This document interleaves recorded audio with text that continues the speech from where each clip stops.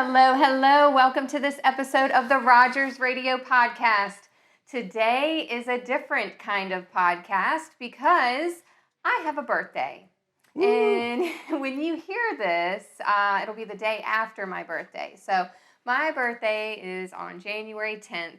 And I've had a few people asking me to kind of turn the tables and get to know me a little better. And I've sat, across this table from many people and gotten to know them. And today the tables are turning and I have Justin here to interview me and ask me all the questions you will see because, and I'll get into that, but you will see he has questions in his hand and I have no idea what they are. I have no idea what questions are about to be asked. But as I was thinking about recording this today, and I thought, how cool it is, and I didn't even realize this, that Justin is the first person that I had on the Rogers Radio Podcast, and this is also the first podcast that is recorded, video recorded, on camera, which is super exciting. And this is the first podcast that the tables have turned and I'm being interviewed. So thank you for being the first of everything. I like the first. That's awesome. Yeah. I appreciate it. No, I didn't even think about that. I was the first on the podcast and now here I am interviewing you for your first time. Yes. And Alyssa, give her some credit because a lot in my time interviewing people, most of the time I do a pre-interview interview. Yeah. Just to get them loosened up. Okay. And I ask them silly questions before we get into the deep stuff. And so Alyssa's not even gotten that. So this is just coming right off the cusp.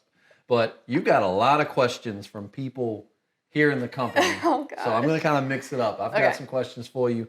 And we actually have names. So you're gonna know who asked you these questions. So there's some dumb ones. I'm so nervous. Don't be. It's going to be fun. So first off, I asked you this beforehand. You're fine with me saying your age. Yeah. You're going to be 34. Yes.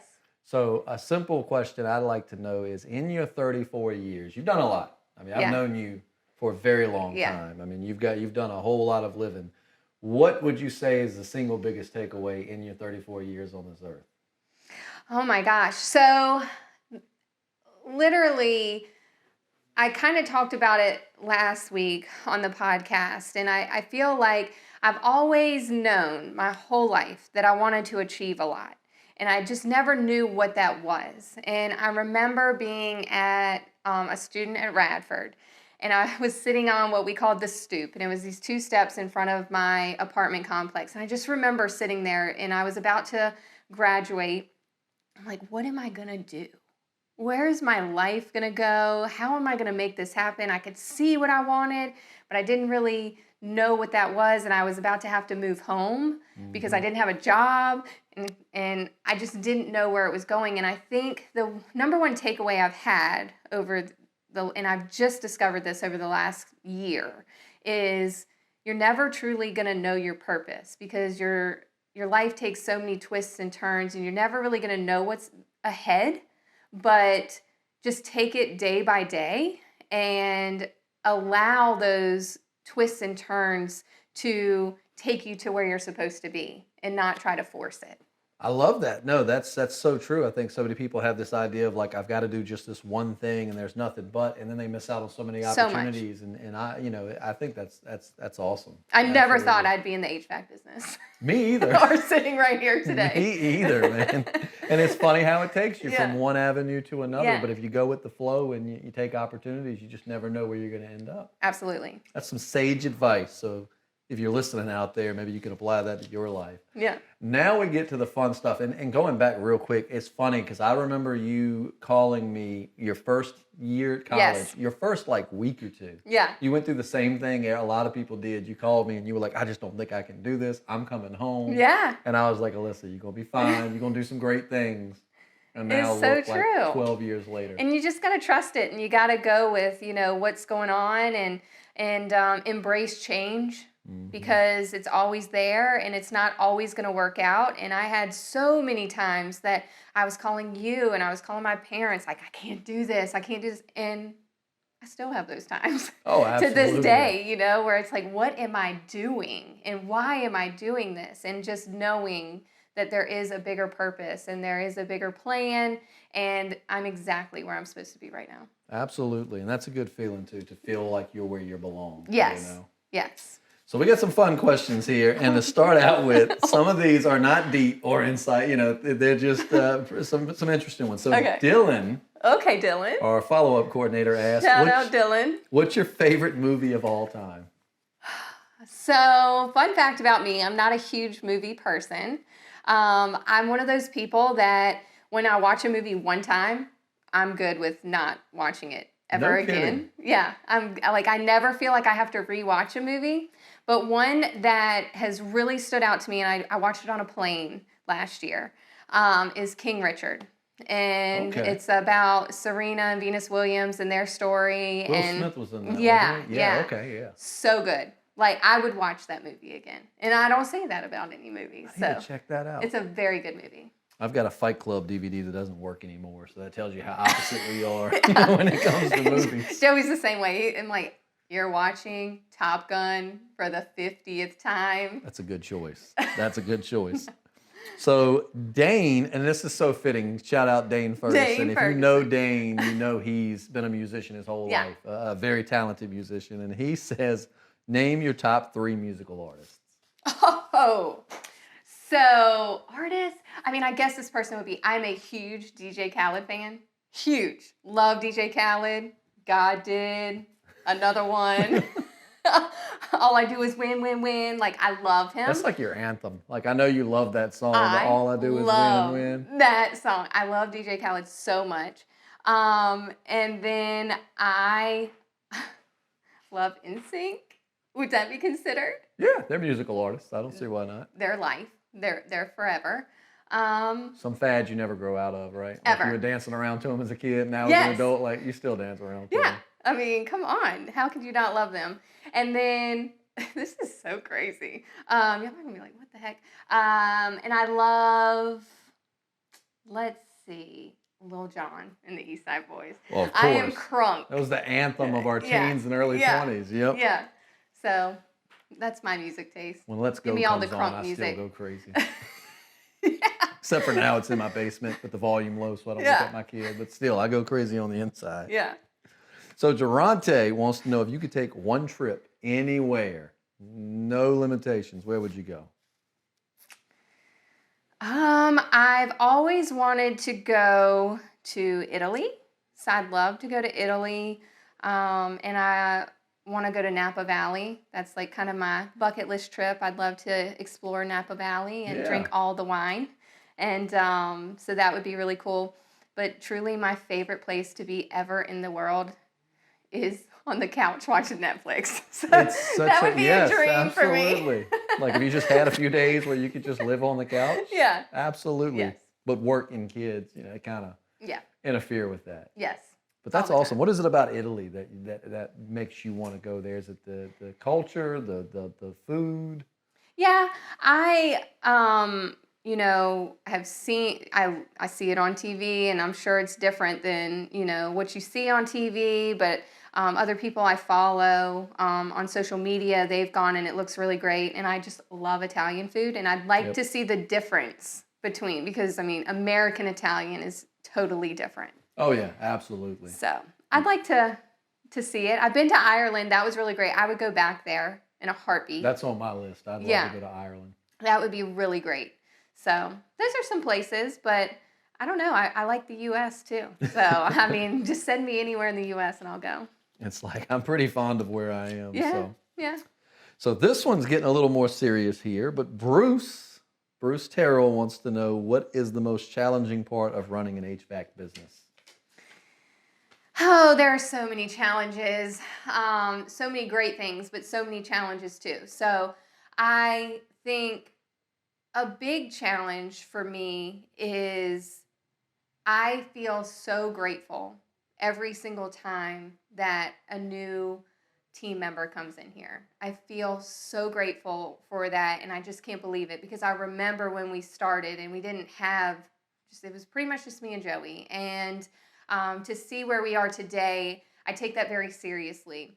And so something that keeps me up at night is laying there just hoping that we are providing what we need to for everyone, and to making sure that they feel like they're at a place where they can grow and accomplish whatever they want to accomplish. And I take it so seriously. And I can't be there for everyone all the time. And I know that, but I want people to feel like they can come to me. And so I think that is one of the hardest things for me, is just making sure that we have an environment that people want to come to and enjoy being at, and they're happy here, because it's not easy. It's not for the faint of heart. It's not for, everyone. And I like to say that, and I never sugarcoat that. And so the ones that stick with it, with us, it just means so much to me. And I just want to make sure they have everything they could ever want and more. And I think that's kind of a theme word of ours here, is growth.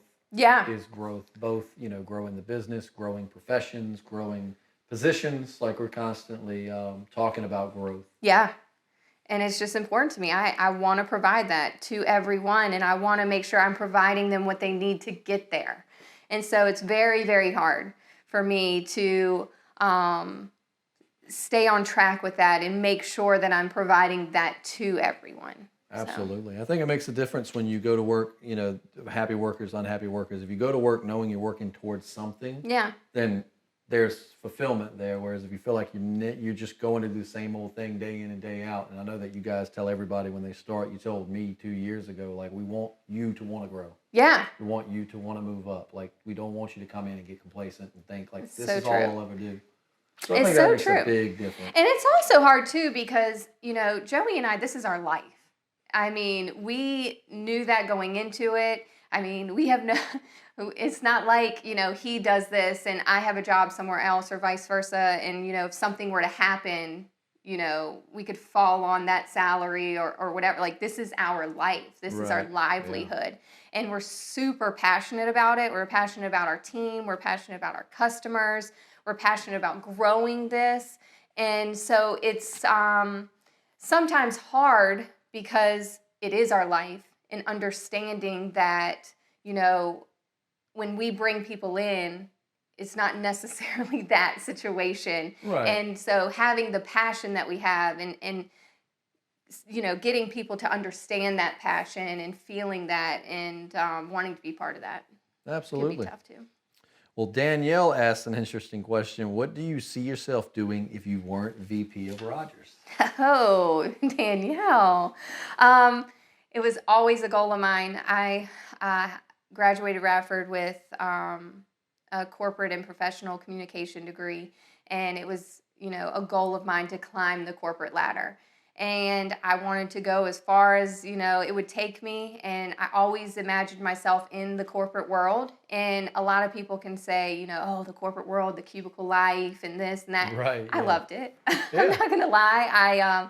When I was at ABB, prior to being here, now Hitachi, I was, climbing that ladder, and I loved that environment. I, was in a cubicle, and I was growing, and I loved it. And so I really think that I would still be pursuing that corporate ladder and going as far as I could there. Oh, that's awesome. And that might, speak on why you are so adamant that of hiring people or having people that want to grow, because that was kind of your mindset in your previous company. For sure. Like, I'm going to get in here and go grow. So now you bring people in, like, you want to provide that type of environment for people. 100%, because, and it's hard, because in the corporate world, they have it pretty much together. Like, there's a plan, and you can see where you can grow and what you can do. And so if I'm doing something, today in a corporate environment, I can look and say, well, where would I want to go? And there's someone there. Right. And so it's a transition coming to somewhere like this, where we don't have the org chart all planned out. Right. I have no idea where this company is going to go. And but to be able to provide those opportunities and tell people, it may not be here right now, but it will be. And we'll make this. And it may be something totally different than you ever thought you'd do, but we can provide that opportunity too. And we've seen a lot of that with employees coming in for one role, starting here, and then working up, and then being given an opportunity to move up or to go somewhere a little bit different than what they were doing, but it's a growing opportunity. So. 100%. So Dale says, shout out for Dale Sanders. You've probably, if you've used our service, you at some point have probably had Dale at your house. Yes, Dale, for sure. Dale says, what specific part of Rogers and your role at Rogers makes you the most excited to get out of bed in the morning? Okay. That's pretty good, Dale. I'm impressed, man. My favorite thing to do since I've been here, and I will tell anyone this, I love sending offer letters and I love giving raises. It's my two favorite things, and I love interviewing people. So literally, if I could, I would bring in every single person that applies here and interview them. I would do interviews all day long. I love learning about people, and when they're in here, I love sending the offer letter. It makes me so excited because it's a life-changing moment, and they're trusting in us, and we're trusting in them, and I just know what it's like to receive offer letters for something you really want and you're so excited about, and sharing with your family and making that known and leading up to that. It's just so exciting to me. And then giving raises. I mean, who doesn't like that? I was going to say, so back to the raises. I love changing people's lives. So back to the raises. Your birthday is coming up. Well, your birthday is here. And since you love giving raises, I'm willing to, let you give me a raise if that will make your birthday better. I'll have to take a look at that. I'm willing to do that for you. But that's awesome. It's awesome that, what gives you the motivation, what makes you happy is ultimately making other people happy. 100%. Yes. Being able to provide that. It's kind of like a mom-kid thing, right? Like when you have a kid, you really want to provide your kid like fun things to do and memories and things that make them happy. So as kind of a business owner, mother type, it makes sense that, you get joy out of being able to provide those opportunities for your work kids. Yeah, I'm very much like that at home too. I love doing stuff like that. So yeah. It's my fave. Maddie, who actually, shout out to Maddie, worked really hard to get all these questions together for me because I was going to just, come up with them off the top of my head, but so Maddie really helped out. She says, what was it like coming back to our small town after living in Florida? Yeah, so many may not know, I was born in Florida and moved to Halifax County when I was 7. So I'm pretty much from here, but still have family in Florida and have always traveled there to visit, and I love Florida. I am a Florida girl at heart. Love the state so much. If you ask me if I had to move anywhere, it would be Florida. So I spent my entire life asking my parents why in the hell they moved to South Boston, Virginia. Compared to Florida, yeah, especially every time we would visit Florida. I'm like, why did we move to South Boston, Virginia? And then I spent, my entire high school years and school years trying to get back to Florida. And I just told this story to Joey not long ago. So my whole school career here at Halifax County, I would tell my parents, I'm going to college in Florida. I'm going to college in Florida. And so I went and I applied to many colleges in Florida and did not get into any colleges in Florida. And so I got into Radford, which is great, and it was a great experience. I spent all of my years at Radford saying, I'm going to work in Florida. I'm going to get a job in Florida. Finding some way to Florida. Yes. And so I graduated college and applied to all kinds of jobs in Florida and did not get any jobs in Florida. And all of the opportunities opened up here in Halifax. And so now I need to grow this business to get big enough to move to Florida. Well, that circles back around to what you said, though, about not fighting, like life was not throwing you the opportunities you thought you wanted, and yet you went with it, and then, it all worked out. And who knows, it might just be that you were always meant to go back to Florida. There was just a longer road you had to take to get to Florida. And I mean, I get to visit there, and I have family there, and I get to experience it, but I really do love that state, and I do feel like I'm supposed to be here right now. And, if everything wouldn't have led me back here all of this time, I wouldn't be with Joey. I wouldn't be here, sitting here right now. And so it does all work out, and it all, everything happens for a reason. But That's what it's like for me not living in Florida and living here. Life don't always give you what you want, but a lot of times if you pay attention, it'll give you what you need. You know what I mean? You just have to listen to what's going on around you and really feel that. And I've never been more, I just feel like I've always listened to what I'm supposed to be doing, and it's led me to great things because I allow that to happen and I don't force anything. Absolutely. So Lena asks, what is your favorite holiday and who do you spend it with? So my favorite holiday is Valentine's Day, and it always has been. And your favorite is Valentine's Day. My favorite first holiday time I've ever heard that. No kidding. is Valentine's Day. It's always been my favorite holiday. I love love. I love hearing about other people's stories, and that's the day that you always hear about people's love stories. So I love it so much that me and Joey got married on Valentine's Day. So it's also our anniversary. And so I spend it with him and everyone here because this is where I am all the time. So I don't say this is your with second all home. the people I love. Absolutely. That's awesome. So you don't, most people, I think it's cliche, like Christmas. Sometimes they'll say Halloween or Thanksgiving. I don't think I've ever had anybody say that was their favorite, but Valentine's Day is not one you hear a lot. So that's cool. It's my absolute favorite. I get super excited.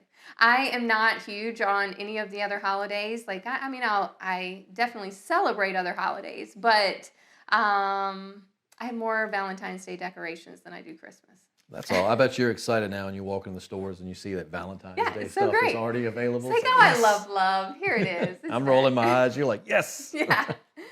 So Maddie actually asked another question, which is a good one. It said, how do you balance one of the fastest growing companies in our area and still being a full-time mom? Oh, a lot of sacrifices. And Riley has been part of the business from the day she was born or even before she was born. And so she doesn't really know any different. She knows that we work hard, we work long hours, but she's never seen us not do that. And her first 6 months of life, she was in the office with us. And I was doing all the things, answering the phones and making everything happen. And she was right there. And so as she's getting older, it can be a little more challenging because she's a little more vocal. Right. And she knows what's going on. But I wouldn't have it any other way. And I don't want this to sound bad, but it's just very true. I'm not the type of mom that compares myself to other moms and what they're able to do with their children and what they're not or whatever it may be. I know that I always say I'm the resource provider in our family. Yeah, and so I may not necessarily be the soccer mom that's, bringing the snacks and and planning like all of this stuff. And I'm not the one that's baking the cupcakes until 12 a.m. I'm going to Food Line and I'm getting the cupcakes and taking them to school. Right. That's the kind of mom I am. But if she wants to do something and she shows interest in something, I will provide all of the resources she ever needs to make that happen and for her to try things. And, just recently she wanted to play tennis. How many 3-year-olds, 4-year-olds come to you and say they want to play tennis? But it's like, okay, well, let's try it. And I started tennis lessons with her and got someone to teach her how to play tennis. And so I'm not the one that's out there playing with her, but I'm providing the person to help her with that. Absolutely. And so it's tough to manage it all sometimes, but it's just been something where she's just going to be with us and she's going to see what it's like and how to work hard. And, in a couple of years, hopefully she's answering phones and learning that side of the business. So we manage it, but she's very much involved. She is. Well, anytime after school, if you're here in the office, you're going to see her. Yeah. Parades, you're going to see her. Weekend events, you're going to see her. So, it's good that she gets to come along. It's not like she's being left to go do these things. Right. She gets to be along for the ride, too. Yeah. And that's ultimately, with a kid, they just want your time. And you're still able to provide that, but also to run the company. So I think you do a And I never good job of really looked at myself as this, but Lindsay and Maddie both, we were at the parade and Riley was in the back of the truck and we're walking behind it and she's dancing and doing her waves and she's just getting it. And I'm like in the background, and I don't even realize I'm doing it, but I'm in the background, and I'm like, get it, girl. You go, girl. You got this. Yeah, girl. Go, girl. And they're like, you are like her hype man. And I'm like, you know what? I really am. Like, this is how I am with her. Anything she does, I'm like, you go. Yes, that's right. Like, who runs the world? She says, girls. And I was like, yeah, that's right. So I'm just like her hype man. Yeah. And that's how I'll always be. So that's awesome. Yeah. That's awesome. If your parents your hype person, you really can't get a better hype person. So that's awesome. What is your, let's see, this is from Kayla. What is your life motto or phrase that you live by? It's probably something DJ Khaled said. Another one. Or Rick Ross. Yeah. We the best. Okay, so my motto that I live by is everything happens for a reason. And truly, if I look back on my life, everything that has happened for a reason. Whether it's good, bad, indifferent, it is for a reason. And it all happened so I could be here today. Absolutely. I like that. And that's like the theme, this whole podcast. It is. It's like this podcast theme has been like, everything happens for a reason. Yeah. Yeah. So there's your takeaway, is everything happens for a reason. There you go. So we're getting towards the end here, but we've got a few. If you could change one thing in your life and redo, what would it be? Asked Lindsay. Oh, Lindsay, that's a good one. What would I change that has happened in my life? Oh my. Well, I wish I wouldn't have been as hard on myself in certain moments. And right. I wish I wouldn't have been as hard on other people in certain moments. I think I have really progressed as a leader over the years. And 5 years ago when we started this, I was not the leader that I am today. And I'm not necessarily proud of the leadership qualities that I had then. And I was just young. I didn't know what I was doing. And so there are a lot of situations that I've run into throughout the business and situations that I've handled that I wish I would have handled differently. Right. And so I would definitely change the way I approached situations back then. And I also, I didn't know what it was like to be a mom in a lot of situations. I mean, the work was my life. And so I wish I would have had more compassion for people that were trying to manage it all. Trying to juggle kids and work and do as good as they can at both. Yeah, and that's how you learn, though. I mean, it's like you hate that but because you've been through those situations, you learn and you get better. I mean, we constantly learn and grow from mistakes, And I mean, full disclosure, we have lost great people, through this journey. And it's never because it all comes down to, and Joey and I will always say, it's always our fault. We are in charge of the culture here and making sure that it's a great place to be. And I take that very seriously. And so when we do lose people, whether they're going to other HVAC companies or they're going and pursuing something totally different, it's like, what could I have done different to keep them here? And looking back, there are so many things I could have done that I just wasn't there yet. And so, I would change some things there. Absolutely. That's a good answer. What is your biggest life-changing event? I mean, Maddie really was just... Maddie gets shout out, man. She really helped make this interview possible. Go out to dinner with her. She says, what's your biggest life-changing event? My biggest life-changing event is I lost my best friend in a car accident when I was 17. And or just turned 18, and that was a huge moment in my life and a huge turn in my life that of course I wasn't expecting it at that moment in life. I didn't know what I was going to do with my life. I'm in high school finishing up my senior year, and it was definitely sent me down a dark path for a little bit, and it also taught me to always cherish moments with people and sent me in a direction of, for a long time there, I was living for both of us. Right. And I went to school and said, I'm going to do this for both of us. And I think, although it's a tragedy that it happened and I wish that she was still here, she has motivated me since that moment, I have been motivated by her to this day.